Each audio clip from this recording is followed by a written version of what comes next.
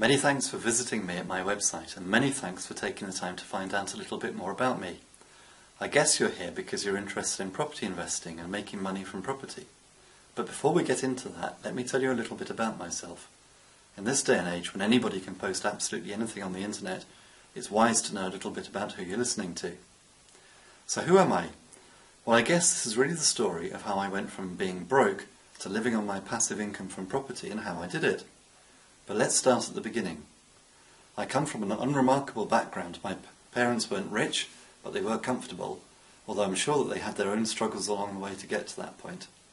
And I had a good education, and you could say that I've been in property all of my working life, because I went to university to study property, and then a few years later I qualified as a chartered surveyor.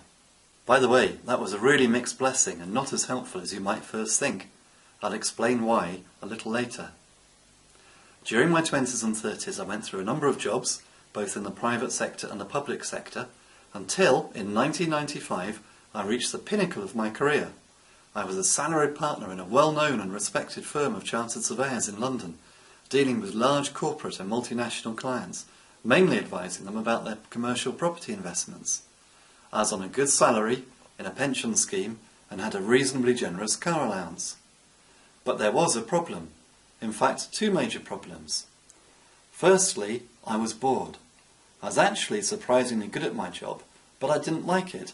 I didn't like what I did, and I didn't like the culture within which I did it. I felt like I was being suffocated. Despite having the label partner, I was really just a glorified employee and was overworked and felt underappreciated. Despite that, because I was, and still am, married with 3 children, I felt that I couldn't chuck it all in and leave. That would be irresponsible. But here's where the second major problem kicked in. Because of the recession of the early 1990s, commercial property took a hammering, and my specialisation was no longer required. That meant that I also was no longer required.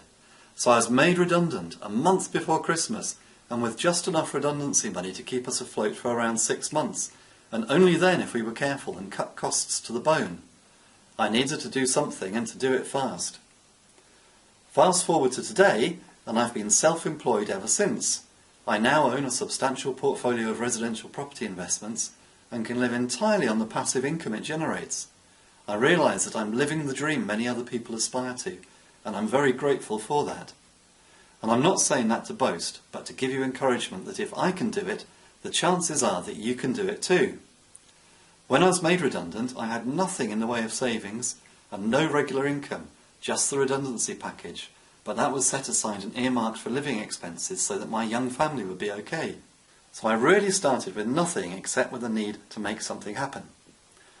Okay, you might be thinking, what about your training and years of experience as a chartered surveyor? That must have given you a clear advantage. Well, actually, I'd argue that it didn't. You see, at that point, I was dealing with commercial property, and my knowledge and expertise was totally irrelevant for what I ended up doing, putting together a portfolio of residential investment properties to rent out, what we'd now call buy-to-lets. My experience and knowledge of residential property investing was severely limited, and purely academic, as I had no practical hands-on experience. In fact, I'd say my training as a chartered surveyor had actually encouraged me to be overly cautious, and that was definitely a hindrance I had to overcome before I could take any meaningful action. So what happened between then and now? How did I manage to go from being almost broke and living off the last few pounds of my redundancy package to now living off the almost passive income from a substantial residential property portfolio? Well, I'll be honest, there was a lot of hard work and some, if not many, sleepless nights. But the hard work was focused into what became my system, and that gave me the results I wanted. I didn't have this system when I started.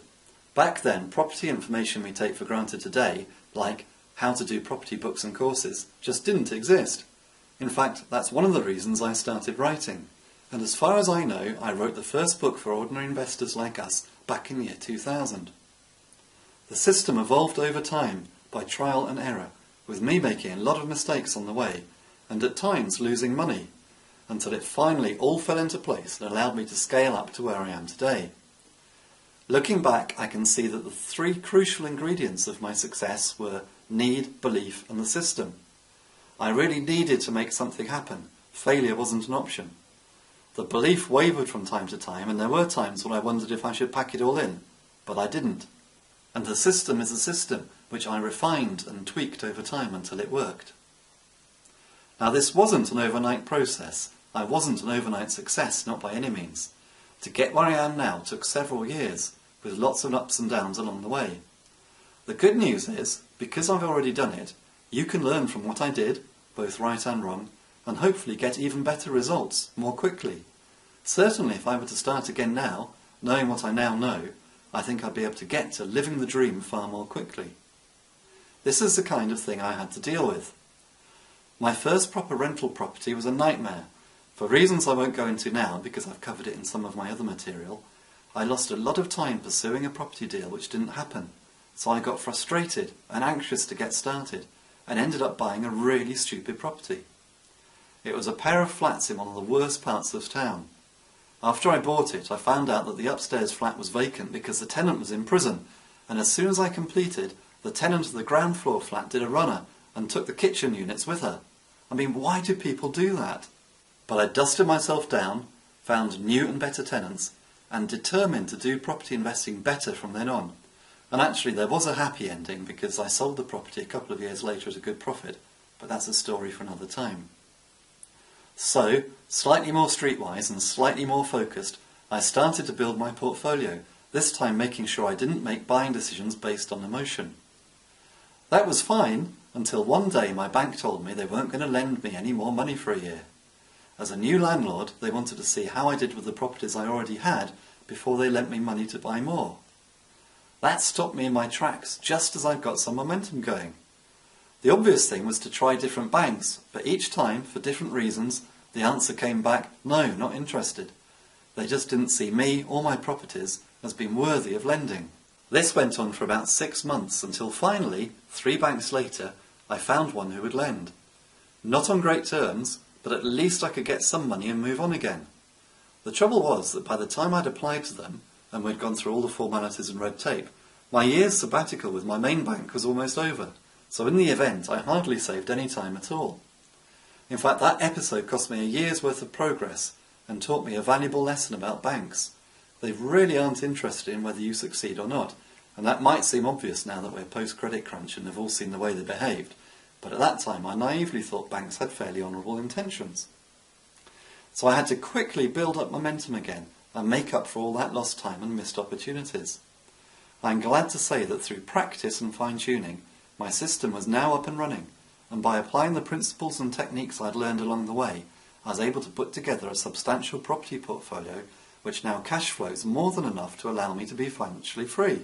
As I mentioned earlier, along the way I started writing about my experiences and helping others take steps towards their property goals as well. This all started by accident, and at first was nothing more than an enjoyable hobby. But as more and more people heard of me and started buying my books and taking action to apply the principles, I had more and more feedback about their success and more requests for help. That led me to write more books, to write for property magazines and blog sites. I contribute regularly to Property Auction News, I've written for Property Investor News, and I'm also a guest blogger for Property Secrets. And I went on to produce one of the UK's most successful home study courses for property investors. By these means I've helped others reach their property goals, and many of them have gone on to put together their own profitable cash-flowing property investment portfolios, and they either are financially free or they're on the way to financial freedom. So my twin goals now are to continue in property, and I still actively buy and sell, and to continue to help others to achieve their property goals. My aim is to make profitable property investing accessible to everyone. I'm not saying it'll be easy, but I'm sure that if you have the desire, you too can develop positive cash flow and passive income, whilst at the same time the value of your properties increase. Now that you've found my website, I hope we can keep in touch and that I'll be able to help you along your property journey. If you haven't already done so, why not enter your name and email details into the box below and receive my free special report. I promise not to bombard you with spam, but I will keep you updated with good quality property information, advice and offers which will help you. Here's to successful property investing.